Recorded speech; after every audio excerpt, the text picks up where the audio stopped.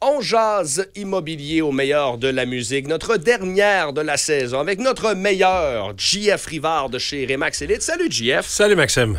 JF, on va se mettre dans un contexte situationnel. On est en pleine transaction immobilière, tout est fait.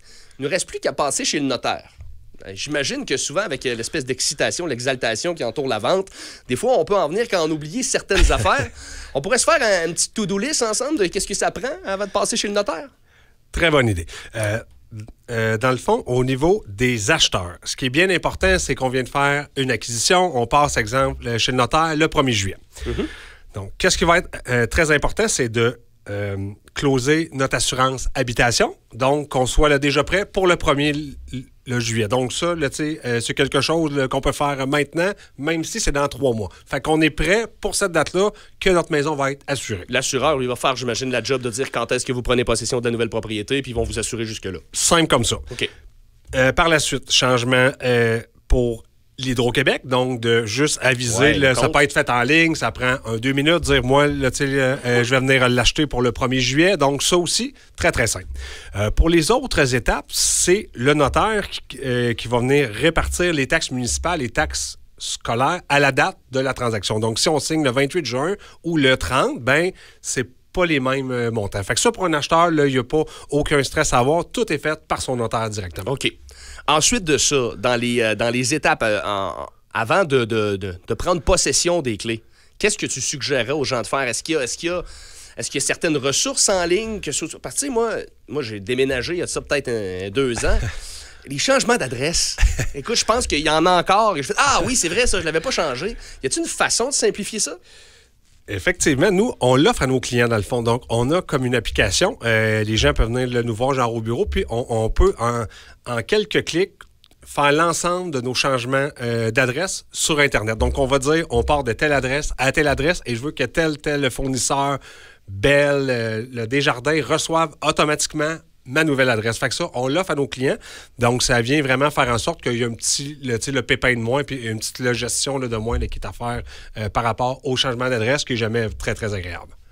JF, avant de te laisser partir pour ta grosse saison, là, j'aimerais ça qu'on se parle un peu de comment s'enligne justement ce fin de printemps, ce début d'été 2025 sur le marché immobilier dans la région. Ça ressemble à quoi?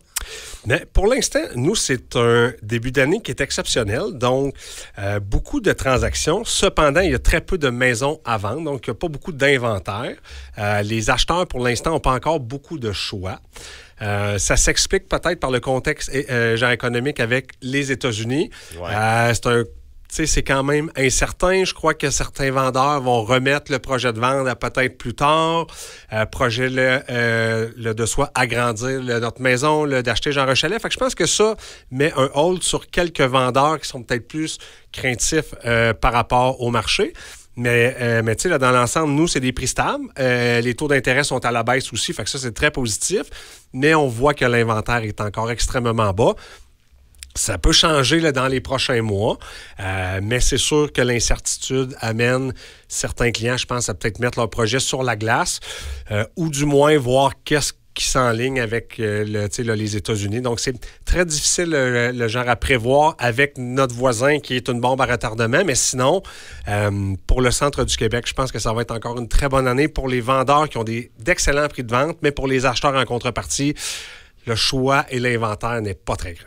Est-ce que tu suggérerais à quelqu'un qui oscille entre la décision de vendre ou de ne pas vendre, de peut-être s'asseoir avec toi juste pour voir les opportunités et les possibilités?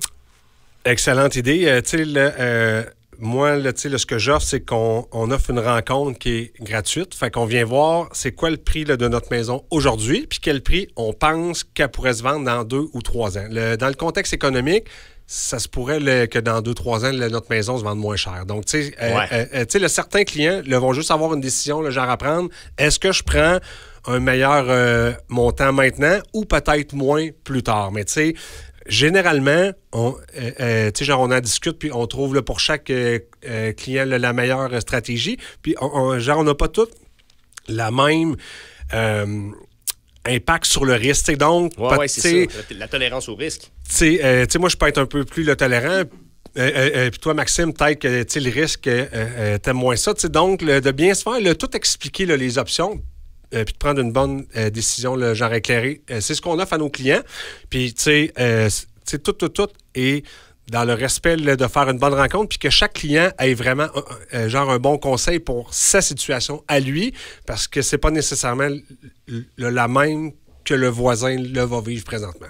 Vous voulez devenir des magnats, vous autres aussi, de l'immobilier? Ben, ça vous prend la meilleure équipe en région. L'équipe de JF Rivard chez Remax Elite. JF, merci encore une fois d'être venu nous donner de ton précieux temps ce printemps. Ça a été un plaisir. Je te souhaite que le meilleur pour cet été, en espérant qu'on se reparle à l'automne. Merci, mon ami. Salut, bon été.